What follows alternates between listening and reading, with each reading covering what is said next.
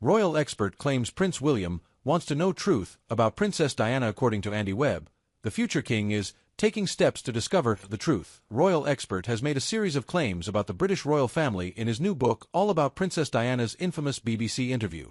Andy Webb's book, titled Dianorama, comes a whole 3 decades after the broadcast of the Panorama interview, which saw the late Princess of Wales reveal there were 3 of us in her marriage with the then Prince Charles, who is now the king.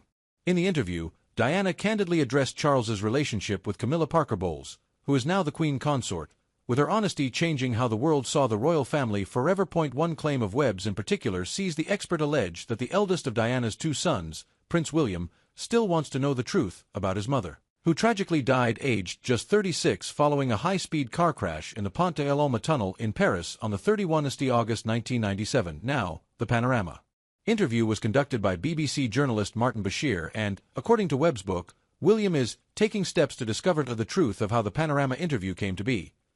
The book revisits how Bashir secured the interview by showing Earl Spencer faked bank statements and feeding him a string of lurid claims about people around Diana, namely suggesting such individuals were being paid by the security service MI5. Those tactics set off the chain of events that led Diana to speak to Panorama in 1995. William said that BBC managers looked the other way, rather than asking tough questions, believing that the interview deepened the strain on his parents and added to Diana's fear, paranoia, and isolation.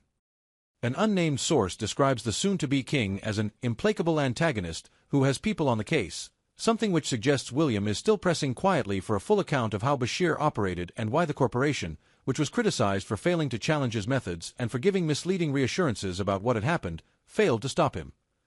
Tyla has reached out to Kensington Palace for comment.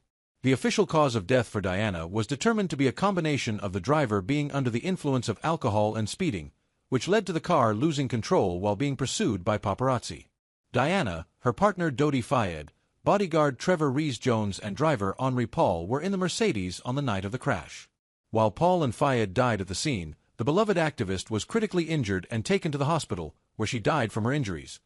Princess Diana made touching prediction about Prince William before her untimely death that actually came true. Princess Diana had a prediction about her eldest son, Prince William, before her death, and a former royal correspondent has claimed it has come true. Diana sadly passed away in 1997, when William was aged just 15, during a car accident in Paris, alongside her partner, Dodi Fayed, and chauffeur Henri Paul.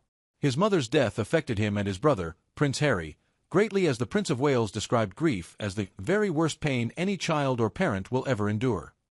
Meanwhile, the Duke of Sussex had previously opened up about the phone call he'd had with his mother, saying he'd regret how short the phone call was. Former BBC royal correspondent Jenny Bond has recalled a conversation she had with Diana before her death, in which she supposedly spoke about her eldest son and the popularity he had with the public. Clearly, William is doing something very right. His informal, approachable way of going about his work is resonating with the public, Jenny told the Mirror. Even the way he talks is different to previous generations. He's well-spoken, of course, but not overly posh. He dresses well, of course, but is quite often wearing jeans and trainers. He'll pose for selfies with the crowds, he'll even work the camera for them if they get flustered. Jenny further claimed that Diana had predicted this herself, recalling how she had said, "William's all right. The country is very lucky to have William." I think she was bang on. According to Statistica, Prince William is the most popular living royal, followed by Kate Middleton, and then Princess and King Charles follows, with Prince Edward and Sophie, Duchess of Edinburgh, up next. Queen Camilla is 7th in the popularity ranks, followed by Princess Beatrice and Princess Eugenie. Prince Harry is currently in 10th place, with his wife, Meghan Markle, ranking 11th in popularity. Earlier this week, we told you about Prince William's alleged plans to abandon a royal practice previously prioritized by King Charles. According to journalist and commentator Richard Eden, William will likely turn his back on the streamlined monarchy that Charles, 76, has focused on in recent years, when he eventually ascends to the throne. Previously, members of royal family were expected to attend vast quantities of official engagements per year. In fact, The Guardian claimed that 4,000 over a 12-month period was considered the norm a decade ago. Prince William, like his father, has always favored slimmed-down monarchy as the future, and what that looks like being now is just William and Catherine and their children, podcast host Richard Eden explained on his Palace Confidential podcast this week. But How on earth could they justify all the wealth and palaces for that one nuclear family? From what I'm hearing is that Prince William is starting to see the value of his cousins and what, in the long term, they could give.